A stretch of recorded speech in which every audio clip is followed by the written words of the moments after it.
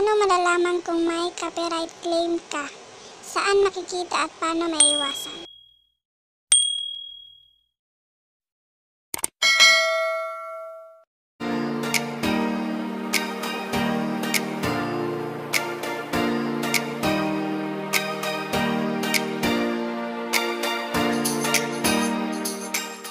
Malalaman kung may copyright claim ka. So, first step guys, open lang natin ang ating browser. Kahit anong browser, pwede. So, sa akin, meron ako ditong Chrome. So, punta lang tayo sa ating YouTube.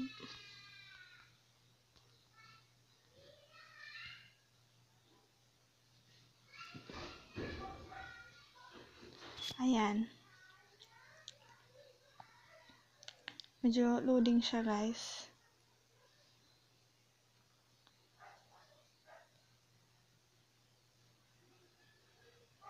So, andito na tayo sa YouTube.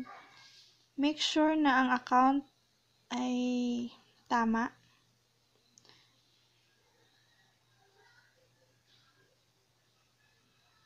Ayan. So, sa inyong profile,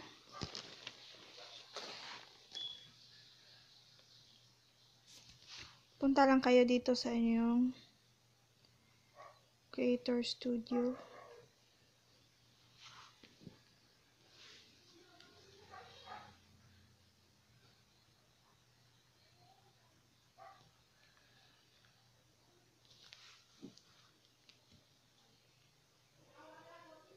Ayan. Andito na tayo sa ating channel dashboard. So, in the left side, punta lang kayo sa channel videos or videos tab. Dito.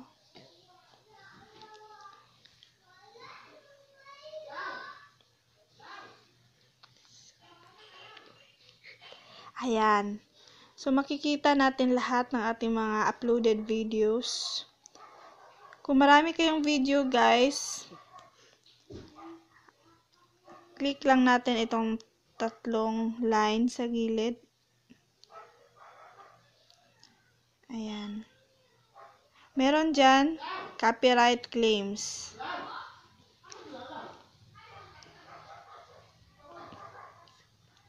So, ayan. Makikita natin dito, merong isang uploaded videos na may copyright claim. Ayan.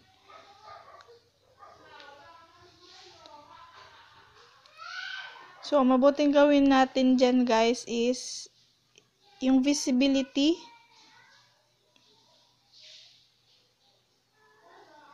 I-private na muna natin siya.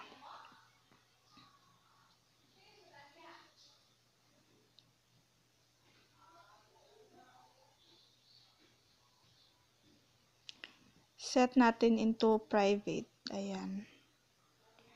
And wag kalimutan i-save.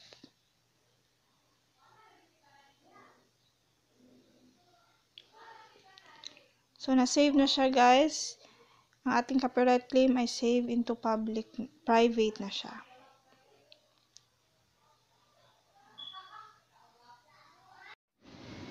Tips para maiwasan ang copyright claim.